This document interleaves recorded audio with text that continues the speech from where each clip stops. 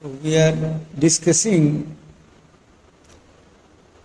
the opening canto of Sri Aurobindo's monumental epic Savitri.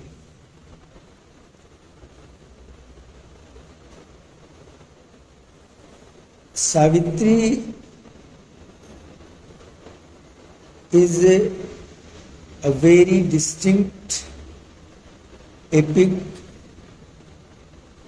as compared to the other epics written in the world literature.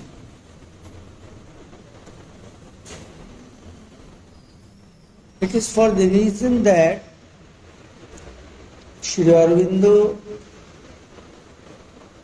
as I have already told you, is the first human being who was born with the transcendent divine consciousness, for which we can use his own terminology, the supramental consciousness. He has written all his works, especially the epic Savitri, from that very supramental plane of consciousness. Here, I would like to make it clear that the mental consciousness is the consciousness which operates on the principle of division or separation. And since the prefix supra is added with mental, it clearly means that the supramental consciousness which exists beyond the plane of creation is the consciousness which operates on the principle of transcendent one integrality. The manifestation of such consciousness we find in all the 24,000 lines of this epic Savitri. Since this has been written from the plane of supramental consciousness, it forms a separate category in itself, because it is the first supramental writing.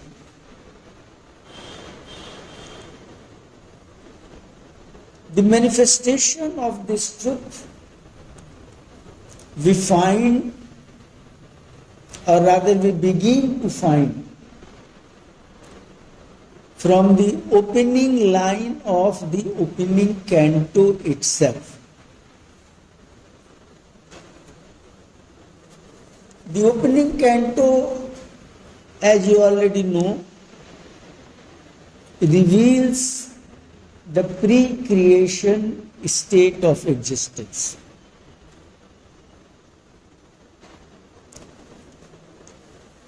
The very first line, it was the hour before the gods awake. Clearly, it reveals the pre-creation state of existence.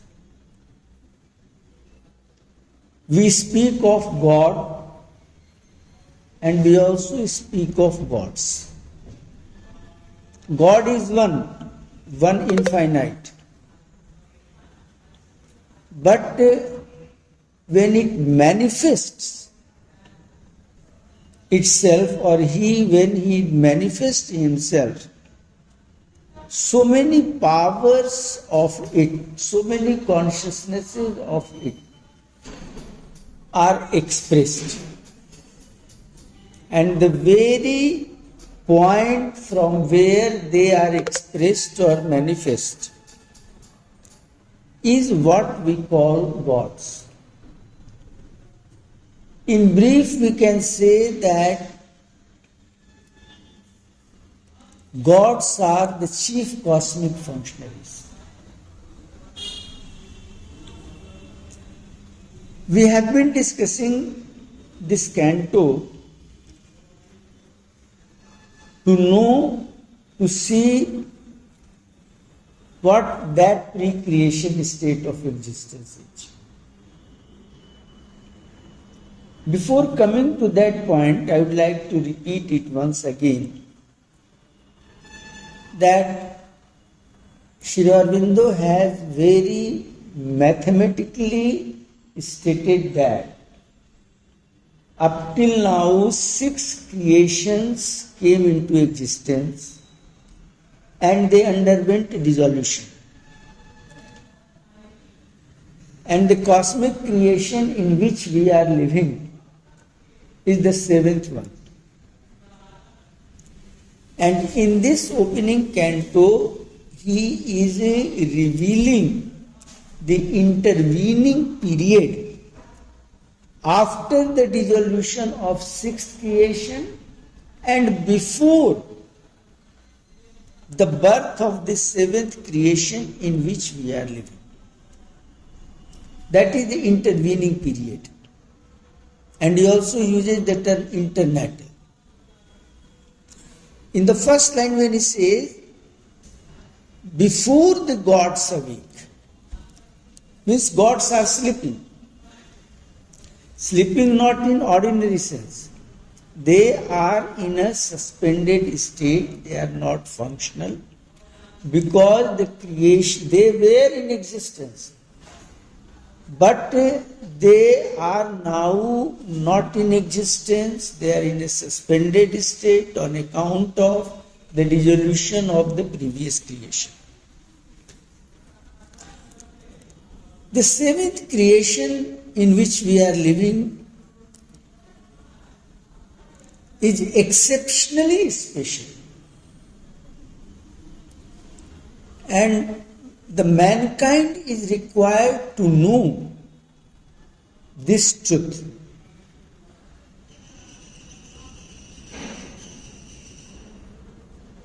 Today I would like to see this first canto from the point of view of the immortalization of the cosmic creation. Though I wanted to title it as Immortalization of Cosmic Creation by Sri Aurobindo's Integral Yoga, but this will come later on. It is a matter of corollary. But our main focus will be on the immortalization of cosmic creation. Sri Aurobindo very clearly says that this creation is immortal. It will not undergo dissolution or pralaya. He falsifies the mental visions of the divine truth of other religions, other thoughts which cropped on this earth. Their visions, mental visions, are a falsehood, because mind itself works on the principle of division. So very logically there is no question of the validity of their vision. In the very third line,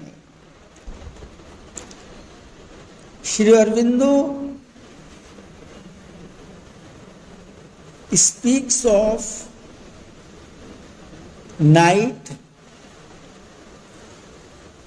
in which he has spelled the word night with N in capital letter. That means it is not a physical night.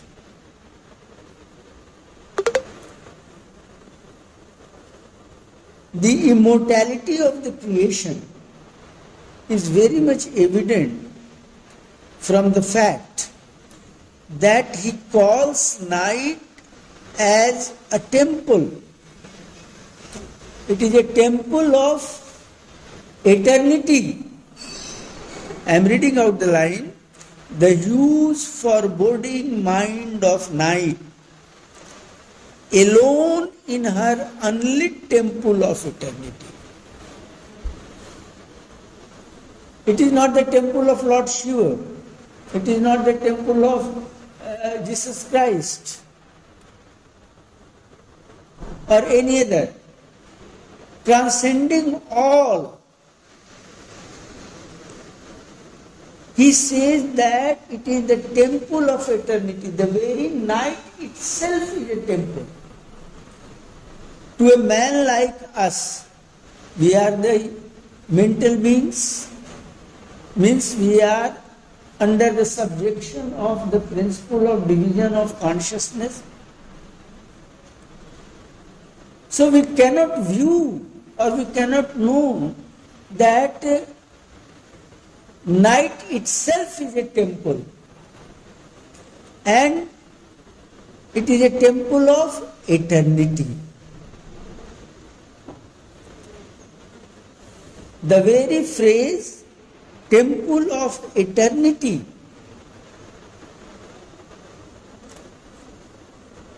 reveals that Sri Aurobindo speaks of immortalization. Before the birth of the seventh creation, consciousness was in its involved state. For that, Sri Aurobindo has coined the word inconscient.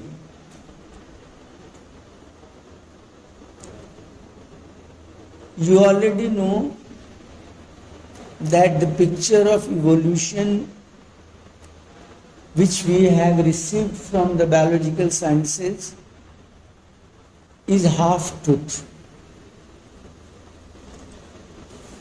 And because it is the half-truth, it comes to be a falsehood.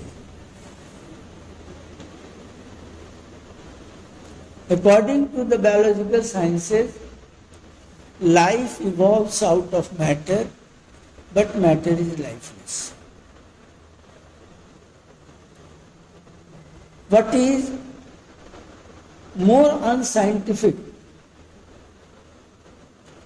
in the scientific vision, that though it witnesses the emergence or evolution of mind out of life, they don't take it into its consideration.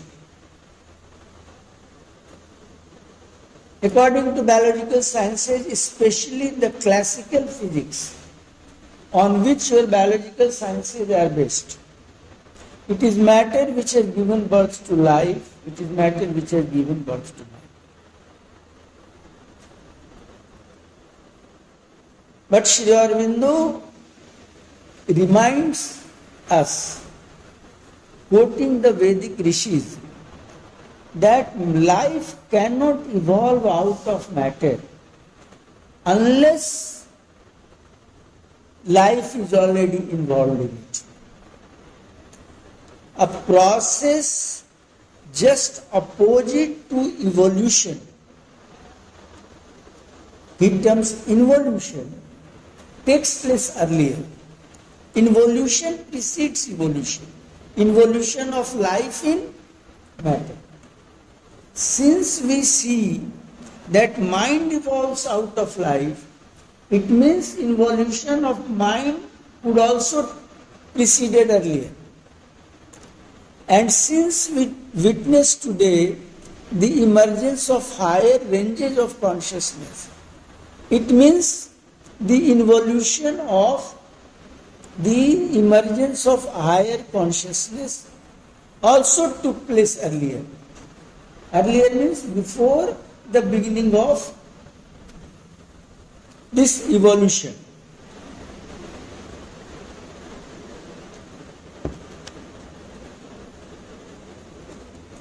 Let us recall once again of a Vedic line regarding the creation. You know already it. Eko aham bahusyam prajayam. Eko aham, I am one. Who is this I? The one transcendent which exists beyond the plane of creation, the transcendent which has brought this cosmic creation into existence. Eko aham bahusyam, become many. That one comes to be many. So it comes to be many when it activates its principle of division. Principle of separation comes into operation, as a result of which cosmic creation is born, and this principle of operation is involution of consciousness.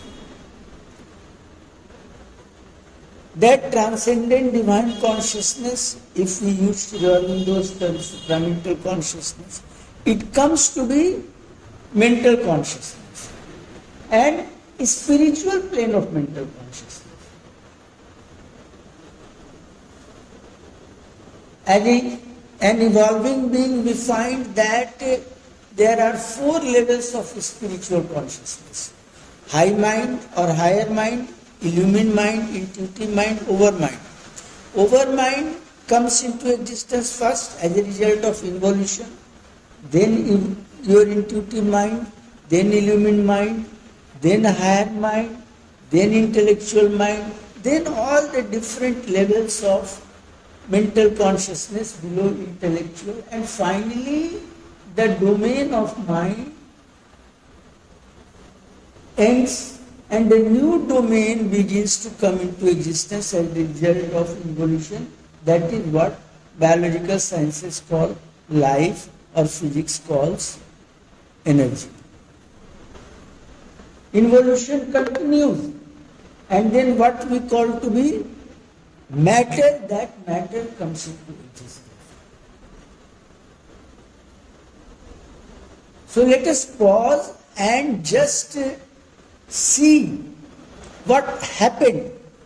It is the one transcendent divine which came to be the highest level of spiritual consciousness over mind. It is that transcendent supramental, it became later on intuitive mind as a result of involution, then illumined, then higher mind, and so on. And finally, on the level of what physics calls matter, that divine consciousness disguised itself as matter. So all the levels of consciousness are fully involved. If I use computer language, it comes to be a zipped file. And evolution is what? It's just like the gradual unzipping. So when it is zipped file, involution ends there. So consciousness is hidden, totally hidden. So there is the night. And for that night, Sri Aurobindo uses capital letter for night.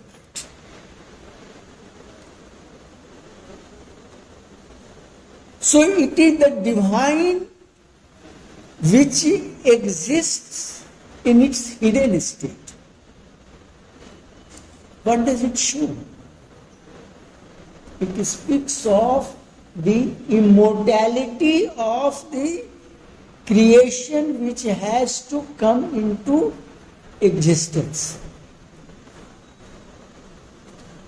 Foundation of the immortality has been laid there. This is the truth. Different religious faiths could not know this truth on account of the fact that they all were on the plane of that mental consciousness where spiritual consciousness could not evolve. Or even on the plane of spiritual consciousness, what Sri Aurobindo reveals here could not be found by any spiritual man.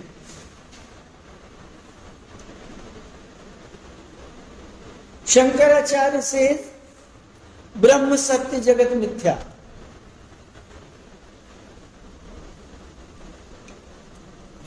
Shankaracharya was a man of spiritual consciousness. But since spiritual consciousness is essentially mental consciousness, which operates on the principle of division, he suffered from eclipsed vision.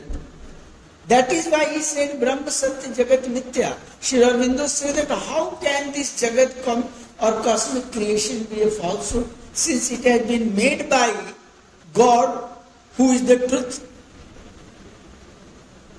Truth cannot produce something which is false, because truth makes something out of itself, out of its own stuff.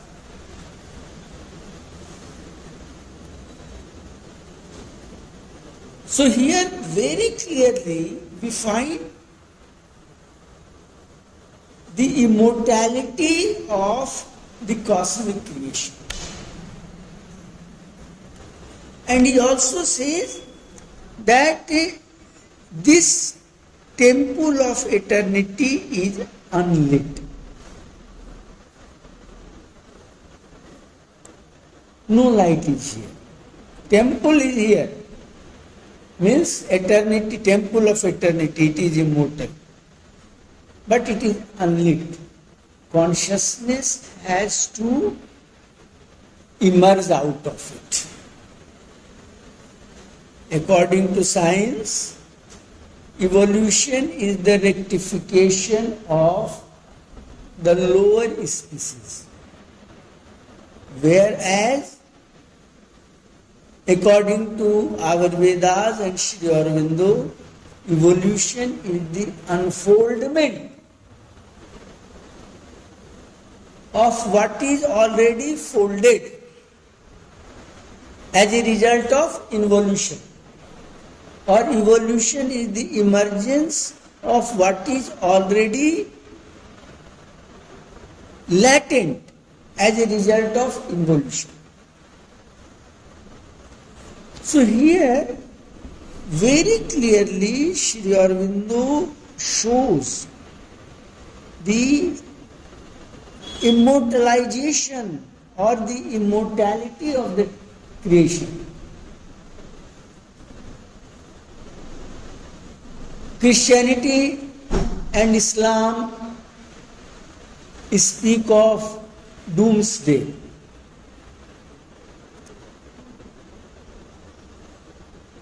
They speak of the day of judgment. Doomsday, that is the state of pralaya. And day of judgment means all of us will come out of our grave. God, in Christianity it is Christ who will resurrect. And in Islam, God, I don't know what the word they use, the God will be there and He will deliver the judgment. What wrong you have done, what wrong you have done, what wrong you have done, what wrong I have done. And accordingly judgment will be delivered and we shall be either rewarded or punishment. But Sri Aurobindo makes it clear there that there is nothing like award and punishment. There is nothing like papa and punya. You will be surprised to know that in the Sri Aurobindo Ashram Pondicherry, Aurangzeb and Dara Shikoh were living. After so many rebirths, Mother had made it clear. We can understand the birth or the presence of Dara Shikoh because he was a man of spiritual mind. As we know the history, he He had translated Upanishad, etc. And regarding Aurangzeb, we know. But that Aurangzeb, after so many births, came to Sri Aurobindo ashram. And also, once it so happened that one of the residents of ashram gave the list of 25 people of the ashram that they must not be allowed to live here. After the departure of Sri Aurobindo, the mother said very clearly, pointing all of them, okay, whatever minus point you speak of her, don't you say that this is the plus point which is very, very special. And it is for the reason that this is her very plus point, exceptionally plus point, therefore she will remain here. Therefore you will remain here. Therefore you will remain here. So spiritual possibility. Valmiki is a historical figure. He was a dacoit. Why was not he punished for the robbery which he committed when he was leading the life of Ratnakar? Because there was a great spiritual possibility. And in this physical life, he was reborn and he became a man of a very high plane of spiritual consciousness. So no effect of her wrong deeds when he was Ratnakar. So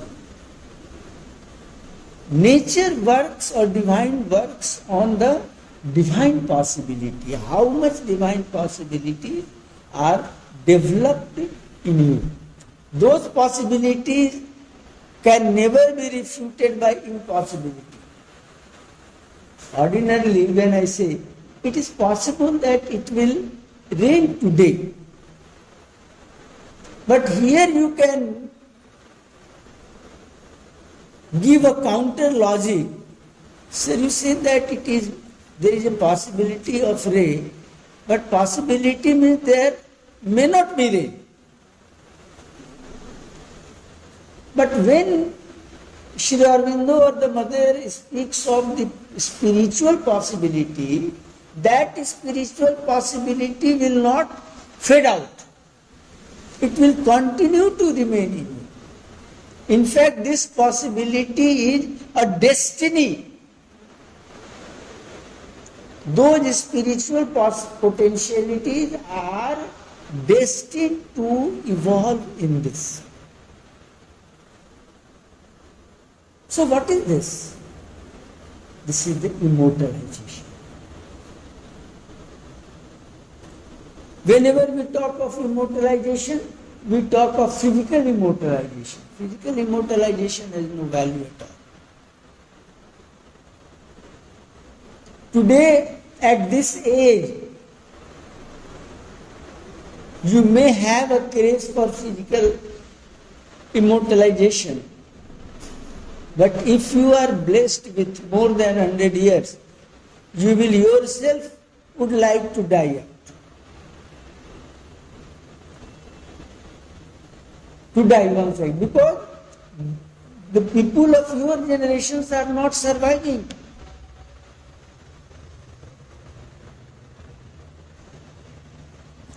My father-in-law is running in his 96th year, and nobody of his generation is there.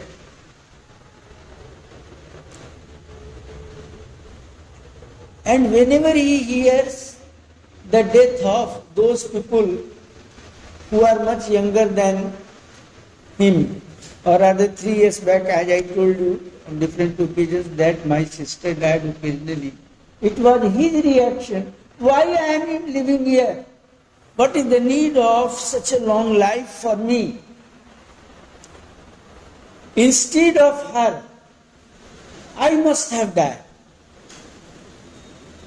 It means physical mortality is not important thing. It is the immortality of consciousness.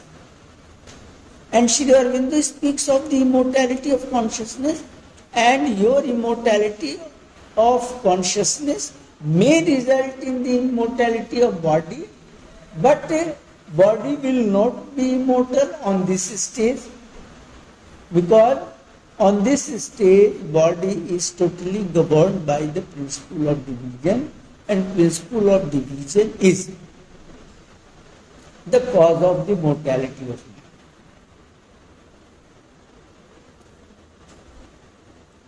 Again we find the truth of the mortality of the creation when after a few lines Sri Aurobindo writes,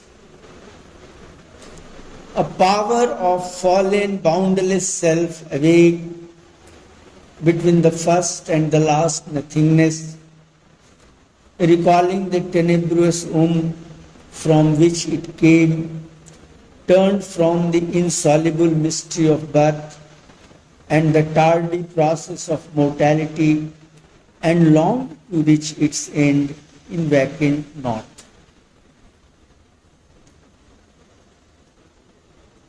The truth of immortality is enveloped in the line in which he speaks of two nothingnessness. He says that a power of fallen boundless self awake between the first and the last nothingness. So we are required to know what is this first nothingness, what is this last nothingness. First nothingness is the nothingness of inconscience, of which I spoke earlier. Involution took place earlier. Involution preceded evolution, when the divine consciousness, transcendent divine consciousness, fully enveloped in itself in the appearance of what we call matter, that is inconscience, and whatever is hidden in that very inconscience is not at all visible to us, is not at all intelligible to us. So this is the nothingness of inconscience. In the first creation, inconscience was there. First creation underwent dissolution, but inconscience continued to exist. It doesn't mean that it remained constant. Remain constant means, just I would like to refer to a truth of structuralism. 19th century linguistics, which is called diachronic linguistics, says that language is evolving.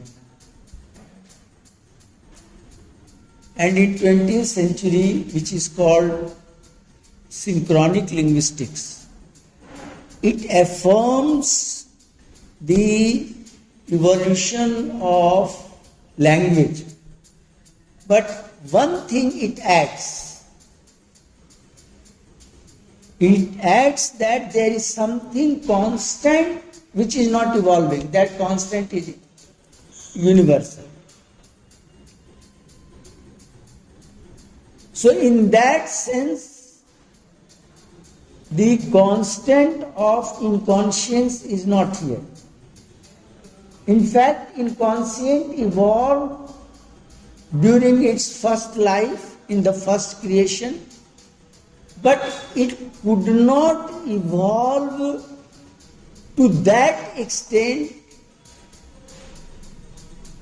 which can be said to be an area out of inconscience. It continued to remain in the domain of inconscience. In the second creation, again that inconscient developed, because this inconscience existence of inconscience in all the six creations earlier are the gradual manifestations of the Supreme Divine. Supreme Divine is manifesting whether you and I are able to notice it or not. That is a different issue. But it is manifesting, and in the seventh creation also it is manifesting. So in the seventh creation, first nothingness is that very nothingness of inconscience. It is continuing.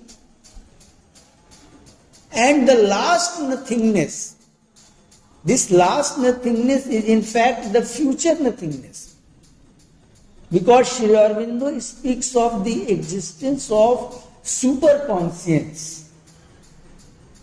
Superconscience is the world of all the planes of spiritual consciousness, four planes of spiritual consciousness, and the transcendent supramental consciousness. So this power of boundless self is the soul of the previous creation. When I die, my corporeality will die.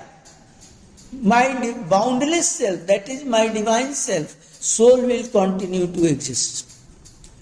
So the corporeality of the sixth creation died. But its soul, divine self, continued to exist. And the power of that divine self was awake. Awake means it was in the static and dynamic state. Ordinarily, we are of the opinion that Brahma is something static. No. It is static as well as it is dynamic. As in your physics talks of potential energy and kinetic energy. They are not two types of energy. Rather, it is potential energy which comes to be kinetic energy. So, awake is this static dynamic state.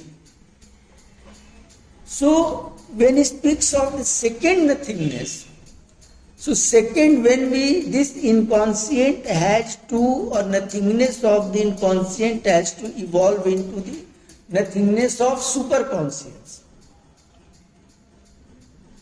You can ask the question, why the word nothingness is said?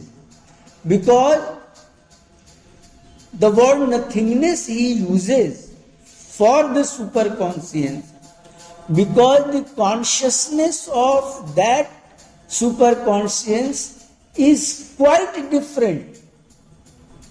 As the consciousness of an animal is quite different to the consciousness of man. Animal's consciousness cannot understand what we understand. Our vision is not intelligible to animal consciousness. Similarly, the condition of our mental consciousness, which is yet to evolve into superconscious. So it is nothing or nothingness. So the very and Sri Aurobindo in this very Savitri, rather there is a canto, The World Soul, in which he says that peace and calm will be the most fundamental foundation of the superconscious. Peace and calm of the plane of spiritual consciousness. In Nirvana, what have you seen? In Sri Aurobindo's epic Nirvana? In Sri Aurobindo's epic Nirvana, the peace which exists beyond the plane of creation descends into us. When does it descend into us? Sri Aurobindo speaks of two states of mind, quiet mind, silent mind. Quiet mind is one in which man is able to witness that thoughts are entering into his mind. You know, as I have told you earlier, that we don't think. We are of the impression that we think, I think, you think. Means I manufacture thought, you manufacture thought. No, none of us manufactures thought. Thoughts, ideas, they already exist on the plane of spacelessness and timelessness. And as per our own souls and spiritual evolution, we are ready to receive, or we are capable of receiving what are there on the supraphysical planes, plane of spacelessness and timelessness. They descend into us. So when we are able to notice, observe, witness that thoughts enter into us, go out of it, it is quiet mind. And soon after, fully capable of witnessing this thought or ideas, thoughts stop entering into our mind. And that state of mind Sri Aurobindo calls silent mind. This is the plane of nirvana. And its universal counterpart is called impersonal silence. And this state we are able to achieve when we undergo Sri Aurobindo's yoga of psychicization. I again recall to your mind that Sri Aurobindo's yoga is called integral yoga, and as from sun, different colors in the rainbow come. So as from his integral yoga, 3 yogas come: yoga of psychicization or soul transformation, of body, life, mind, which are our 3 constituent parts. This is the yoga of psychicization, yoga of spiritualization, and yoga of supramentalization. So when we undergo yoga of psychicization, the soul takes over the command of body, life and mind, and the very consciousness of soul descends into us. As a result of which, the peace which exists beyond the plane of creation, Divya Shanti, Bhagavad Shanti, that descends into us. Actually, that very peace comes to be the natural ambience of super conscience.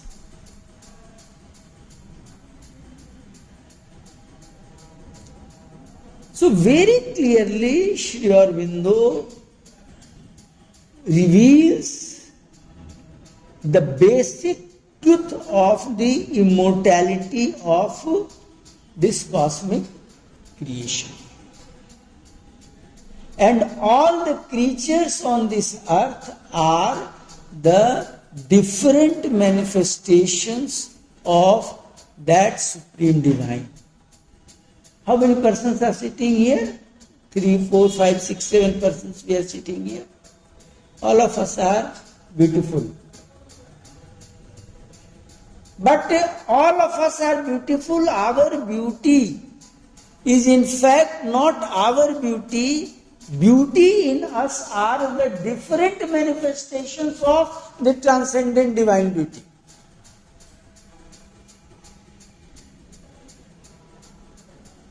This is what Sri Aurobindo reveals. So, this is sufficient enough up till now to realize that the cosmic creation is essentially immortal, nothing illusion. The divine dwells in every creature, even in the minutest particle.